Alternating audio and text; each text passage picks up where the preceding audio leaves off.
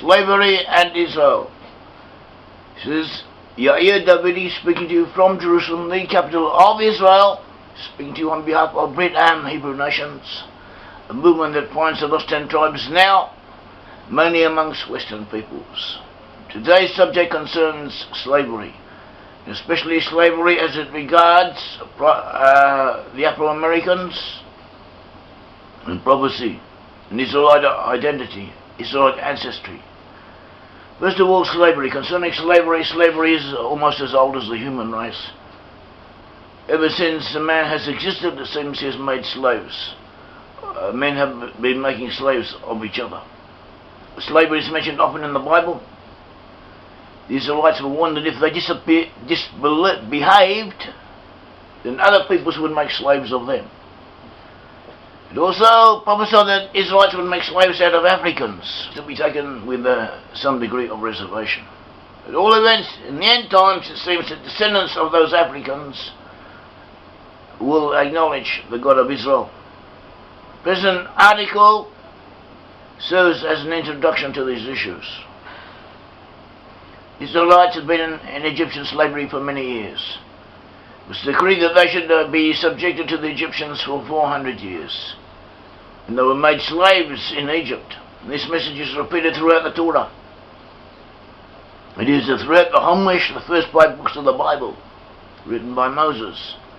See Exodus 13:3, 13:14, chapter 22, Leviticus 25:55, 26:13, Deuteronomy 5:6, 6:12, 6:21, 7:8, 8:14, 13:6, 13:11, and so on. It is also the same message that we find elsewhere in the Bible.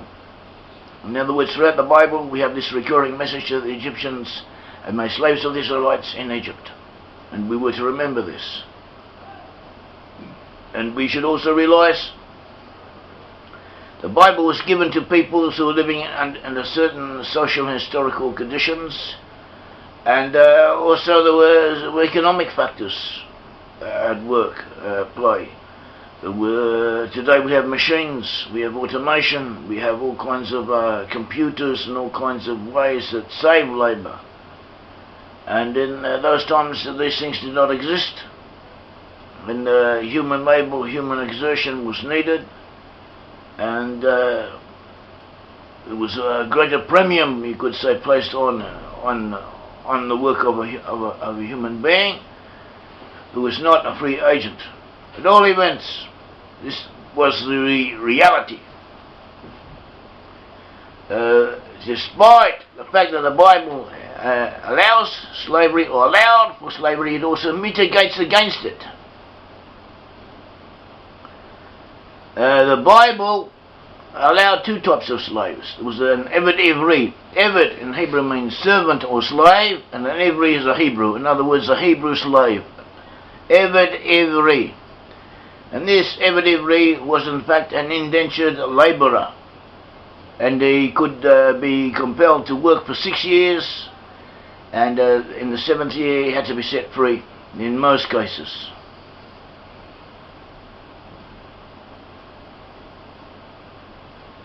To be set free in most cases, and this is found in Leviticus 25 verses 39 to 42. And if one of your brethren who dwells by you becomes poor and sells himself to you, you shall not compel him to serve as a slave. As a hired servant and a sojourner he shall be with you, shall serve you until the year of Jubilee. And then he shall depart from you, he and his children with him, and shall return to his own family, shall return to the possession of his fathers, for they are my servants, whom I brought out of the land of Egypt. They shall not be sold as slaves. You shall not rule over him with rigor, but you shall fear the Lord your God. In other words, you could hire or buy the service of a person for a set number of years, up to a certain limit, and after that you could not go beyond that. And even in this case, you had to treat the person who was so indentured. You had to treat him reasonably well. And there was councils, or local councils of sages, of elders in each and every region, and they would supervise this process. They would make sure that things were conducted as they should be. So that was the first type of a slave, or technically called a slave, a Hebrew slave, Neved Ivri. And the second type is a Neved Canaani, that is a Canaanite slave. It's called a Canaanite slave, but we tend to associate Canaan. Canaan was the son of Ham with slaves, because the curse that was put on Canaan was that his posterity would be slaves. But in this case, Eved Canaani does not really mean someone who was part of the Canaanite people, but rather someone who came from the area of Canaan, came from the local surroundings of non-Israelite. But Canaanite is meant bought from the land of Canaan. That is not necessarily of Canaanite origin.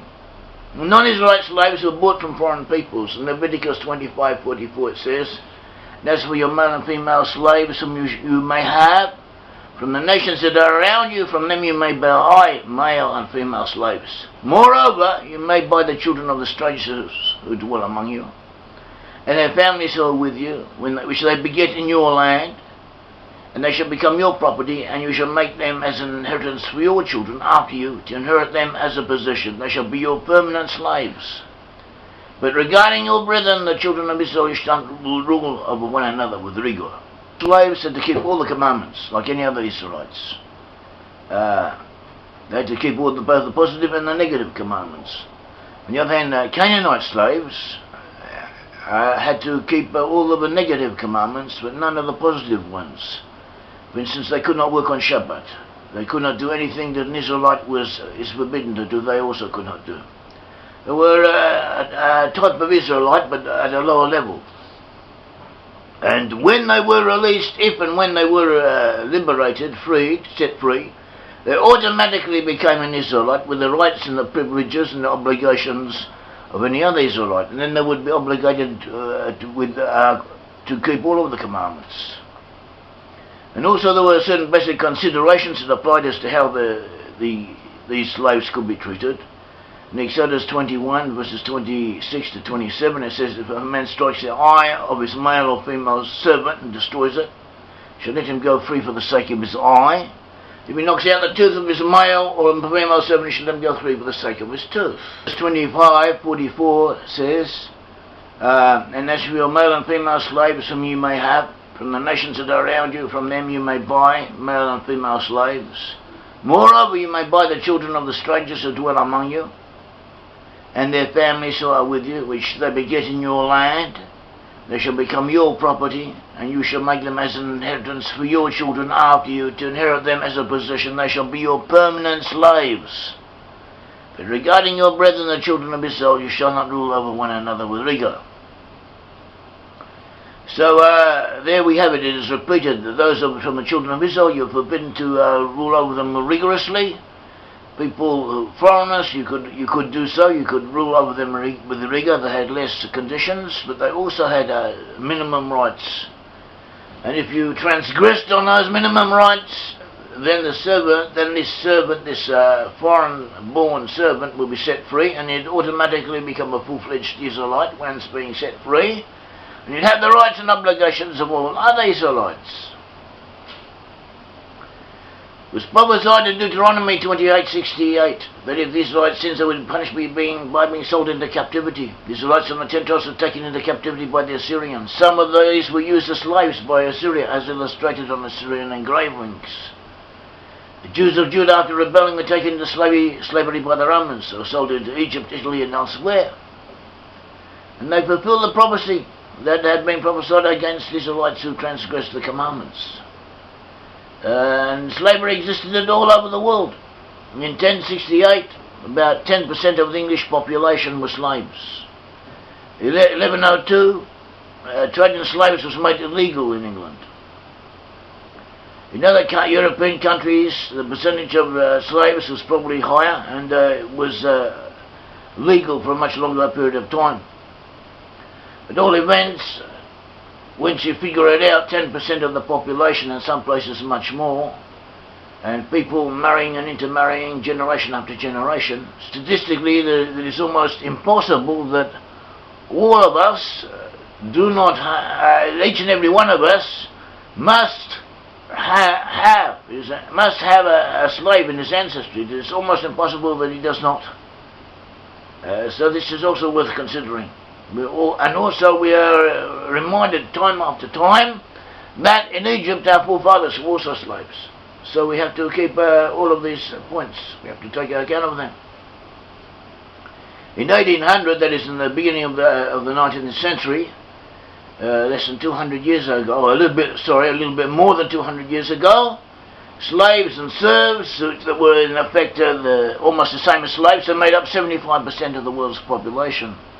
In the past, millions of Christian Europeans were enslaved by Turkish Muslims and by Barbary pirates in North Africa. Muslims would make raids upon Christian countries, even reaching up to Ireland, and to carry away people and make them serve as slaves. And this went on generation after generation. And the Germans in World War II enslaved about 12 million Europeans to work as slaves for them. Also the Russians under Stalin had millions of people sent away in the gulags, in the slave camps, working and maintaining the Soviet economy. And even today, between 12 to 27 million slaves exist. There's still cases of slavery going around. Also many prostitutes who are coerced, forced to be prostitutes. This is worse than slavery in many ways. And African and Islamic nations all practice slavery. Slavery is found in each of these countries. Also in Haiti, an African nation, you have slaves. And Afro-Americans seem attracted to Islam and to Muslims. A lot of them become Muslim, but in effect Muslims are the worst regarding slavery. They make slaves of black people. They do much worse than the whites ever did. So this is that was a little bit of history, a little bit of the background. We are now considering the blacks in America, how they got there, and what led to it, and the consequences. So in America, Christopher Columbus discovered America in 1492. Before Christopher Columbus discovered America, maize and the potato were not known in the West. They were not known in Europe. Maize, that is corn, may have been known sometime, or a type of corn may have been known in India, but apparently it was lost. Knowledge of it was lost. The same way in the Americas, they didn't have horses, or hundreds of a great deal of time beforehand, maybe a few thousand years beforehand, there had been horses in the Americas, as archaeologists or people find, excavators have found skeletons of them. But apparently they'd all died out, and the Indians didn't know what a horse was before the Europeans arrived. So till the Europeans did not know what corn and as maize and potatoes were. And so anyway, potatoes were introduced to Europe, maize was introduced to Africa and other places, and in Europe potato enabled or facilitated a population explosion throughout the north, especially in Ireland, but also in other places of northern Europe, whereas maize also facilitated a population explosion in Africa. And this was just when there was a demand for slaves. Suddenly there were more and more people available on the African continent. There was a superfluity of population, one could say. And the Africans at that time were living in different states, and between between a third and two-thirds of the Africans were considered slaves to fellow Africans or to their kings. They were treated as slaves, and they could be sold and given away as such. Also, they were trading and selling slaves to the Arabs and to Europeans. And when the Europeans claimed wanting slaves to take to the Americas, to take to the Caribbean and to the North America, so they bought them from African kingdoms, from African slave traders, or from Arab slave traders, or from half-caste slave traders. And there was already a whole apparatus of capturing and carting away and selling and transferring slaves that was already set up for them. And they just had to come along with their goods and the money, and to to supply the demand for it, because of the goods were already available in superfluity. And the Arabs were also buying slaves and taking them to Arabia and taking them to North America. Sorry.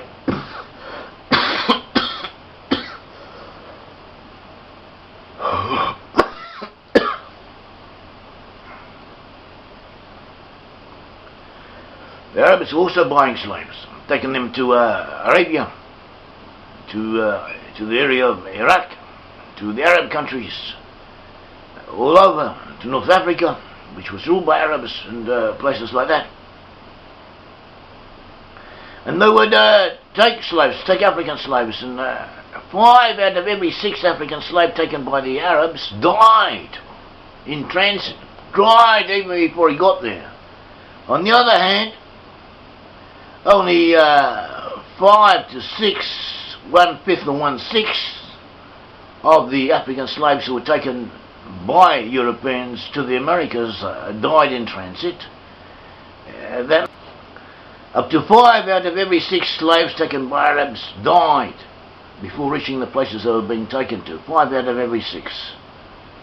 And even when they got there, they didn't have children, or if they did have children, the children disappeared on the whole. This is a subject that has not been sufficiently examined, studied. It seems to have been the reality. So at all events, 5 out of every 6 Africans taken by Arabs did not survive. And concerning African slaves taken by Europeans, 1 out of every 6 slaves did not survive, died on the journey. In other words, the death rate of African slaves taken by Arabs was 5 times as high as those taken by Europeans. If you were an African and you were taken into slavery, you had 5 times as much chance of surviving if the person taking you was a European than if he was an Arab. The President of the USA, Barack Hussein Obama, apparently is descended from an Arab slave trader in Kenya. He is not a descendant of slaves, he is a descendant of Arab slave traders. It doesn't really matter, because he was voted on the strength of the color of his skin rather than any other shared heritage. The number of slaves taken by Europeans who died in transit was not really that much higher, and even in some cases even about the same as that of Irishmen, Scotch-Irish, who were taken overseas, who paid or had to be sent overseas, or had their trips paid for them to be taken overseas, because they also travelled in very bad conditions, and there was sickness and diseases prevalent, and bad conditions amongst them, and so they too suffered at a similar rate of mortality. This does not justify slavery. We're not justifying anything. We're not justifying the conditions the slaves were kept in. Not justifying the principle of slavery, nothing. We're just pointing out a few facts so that the whole picture may be taken into a more balanced perspective. We also should remember that quite a few of those Africans who were taken as slaves died of a broken heart. They couldn't bear the thought of being separated from their family, and being uprooted from their country, and having to go and work at the behest of other people, whereas previously in many cases they had been free men, or had felt themselves free and happy in Africa. So we shouldn't deny anything. About 12 million slaves are shipped across the Atlantic. Out of these 12 million, about 750,000 were taken to North America. But we should also remember, even though, as we said, not many, but quite a few cases of slaves dying of broken heart, and their conditions were very bad, and a lot of them did suffer, and it was not a pretty picture. We have to take this into consideration and remember it. We should also perhaps take into account another thing, that statistically those Africans who stayed in Africa had less chance of survival. They were liable to die ultimately of famine, or in internecine wars and to be sacrificed by their fellow Africans, or if you factor in the Arabs, to be taken away by the Arabs as slaves, and not to leave any descendants behind them. So in effect, those Europeans who took Africans as slaves, from a demographical point of view, saved them or enhanced the African race. They magnified the chances of that portion of the African people to continue and propagate. So this too is worth remembering. But there were always people against slaves, and then those times it was accepted. Slavery was accepted. It had been accepted for centuries, as far back as men remembered, it had been accepted. But nevertheless, there were always people against it in the West, amongst Western peoples, not amongst Eastern peoples, not amongst African peoples, not amongst Arab peoples, amongst Western peoples. There were always those who were against slavery. Only amongst them. And France abolished slavery in 1794. It's revived by Napoleon in 1802 and banned for good in 1848. Denmark and Norway, that were then at that time one country, they were the first European country to actually ban the slave trade in 1792, and it became fully effective in 1803, and again on a more absolutely forbidden in 1848. In 1807, the British Parliament abolished slave trading, and they enforced this law. In 1833, the Slavery Abolition Act freed all slaves in the British Empire. Then the abolition of slavery was extended to the rest of Europe. Other countries followed the British example. In 1820, the US law on slave trade made slave trading piracy punishable by death. And again in 1827, Britain declared the slave trade to be piracy punishable by death. The power of the Royal Navy of Britain was subsequently used to suppress the slave trade. There was a special squadron, the West Africa Squadron, which is credited with capturing 1,600 slave ships between 1808 and 1816. They freed 150,000 Africans over that period. And they also took actions against African leaders who were selling their own people as slaves, or selling their neighbours, the neighbouring peoples who they raided as slaves. So the British took action against them. And they came to agreements with African rulers. The British came to agreement with African rulers. They effectively abolished slavery throughout most of Africa. And they did what was necessary. And this is something that had been unheard of, was unprecedented. And only in Western civilization was slavery considered immoral, and only in Western civilization were steps taken to abolish it, and successfully done so. And Britain took it upon itself as the leading naval power of the world, the policeman of the globe, the ruler of the waves, to abolish slavery, and they succeeded more or less in doing so. To a great degree. They were the world's policemen, and they also benefit from it. This enabled them to affirm their control of the oceans, and they became prosperous not because they had abolished slavery, but because of their overall attitude towards world trade and basic human conditions and human rights. This made them rich indirectly.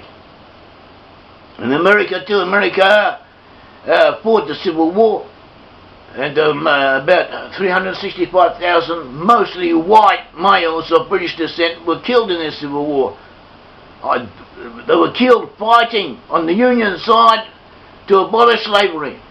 to enabling peoples of African descent to become free. And it was the British and Americans who ended slavery. They received the help of other nations, these other nations who helped them.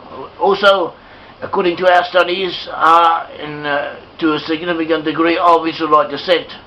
Denmark helped, the Netherlands helped, France helped, and the major enforcers were the British, followed by the Americans. And even today they are still the ones who do it. It was British and American pressure on Saudi Arabia that eventually got those benign Arab Muslims, friends of President Obama, to abolish slavery in the 1960s and the 1960s. Not the 1860s, the 1960s. In other words, not that long ago. The prophet Isaiah speaks of freeing the slaves in chapters 42 and 49. One time he appears to be speaking of freeing Israelite slaves, and the other time he is speaking of freeing non-Israelite slaves. Isaiah 49 verse 9 speaks of freeing the prisoners, but according to the context he is referring to mainly to Israelites. At least that is how we understand the verse. Scripture can be understood on many levels, but the plain, simple, literal meaning in this case appears to be applying to Israelites. And the British founded colonies in North America, from which emerged the USA, and also in Australia and other places. And they used slaves, not slaves, they used indentured servants, and in some cases they also used slaves. In the West Indies they used Irish rebels and Scottish rebels as slaves to establish their settlements at the beginning. So too in Australia they used convicted criminals who were virtual slaves until being free, and similar systems of indenture or enforced work applied to a good proportion, a high proportion of the early settlers of North America. This is a fact. In other words, through freeing the slaves, these colonies were established. Isaiah 49 says, verse 8, thus says the Lord, in an acceptable time I have heard you, in the day of salvation I have helped you, I will preserve you and give you as a covenant to the people, Am in Hebrew, to restore the earth, to cause them to inherit the desolate heritages, the unpopulated or sparsely populated areas, that you may say to the prisoners, go forth. To those who are in darkness, show yourselves. They shall feed along the roads, and in their pastures shall be on all desolate heights. So this verse, according to the context and the surrounding verses and so on, is referring to Israelites being freed, prisoners and virtual slaves being freed in order to establish a new land and to establish new settlements. Isaiah 42 repeats this message, but here the emphasis seems to be on non-Israelite nations. Isaiah 42, beginning from verse 1, says, behold my servant. Israel is referred to as my servant in the Bible, my servant people, on numerous occasions. So the term my servant in prophecy usually, not always, but usually refers to the Israelite nation. Isaiah 42 verse 1 says, behold my servant whom I uphold, my elect one in whom my soul delights. I have put my spirit upon him. Oh, he'll bring forth justice to the Gentiles. He will not cry out, nor raise his voice, nor cause his voice to be heard in the street.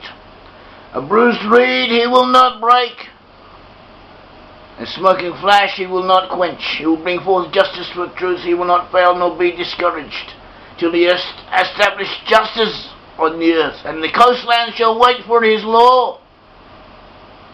Thus says the God, the Lord, who created the heavens and stretched them out, who spread forth the earth and that which comes from it, who gives breath to the people on it, the spirit to those who walk on it. I, the Lord, have called you in righteousness, and will hold your hand. I will keep you and give you as a covenant to the people of Am in Hebrew, as a light to the Gentiles, to open blind eyes, to bring out prisoners from the prison, those who sit in darkness from the prison house. I am the Lord, that is my name, and my glory I will not give to another, nor my praise to carved images. Behold, the former things have come to pass. And new things I declare. Before they bring forth, I tell you of them. So this doing of justice and the teaching of humane behaviour to the Gentiles, this is one of the tasks of the 10 tribes in their places of exile, especially in the section of Joseph. And one of the ways this was fulfilled of the doing of justice, one of the ways it was fulfilled, it was through the freeing of the slaves. Genesis 12 verses 2 to 3 says, I will make you a great nation, I will bless you, I will make your name great, and you shall be a blessing. Bless those who bless you, and I will curse he who curses you. And in you all the families of the earth shall be blessed. Genesis 18 verses 18 to 19 says, Since Abraham shall surely become a great and mighty nation, and all the nations of the earth shall be blessed in him. For I have known him in order that he may command his children and his household after him, that they may keep the way of the Lord, to do righteousness and justice, that the Lord may bring to pass Abraham that which he has spoken to him. Your seed, Genesis 22:18 says, In your seed all the nations of the earth shall be blessed, because you have obeyed my voice. Amos 5 says, verse 14 to 15, Seek good and not evil, that you may live, so the Lord God of hosts will be with you. As you have spoken, hate evil, love good, establish justice in the gate. Maybe the Lord God of hosts will be gracious to the remnant of Joseph. Also told in the Bible to give refuge, to help refugees, slaves who have escaped by their masters. We are forbidden to give a slave who has run away. We are forbidden to return him to his master, and we also have to look after him and find him a place to live in, and make sure that he is able to live reasonably well. Deuteronomy 23 says, You shall not give back to his master the slave who has escaped from his master to you. He may deal with you in your midst, in the place which he chooses from within your gates.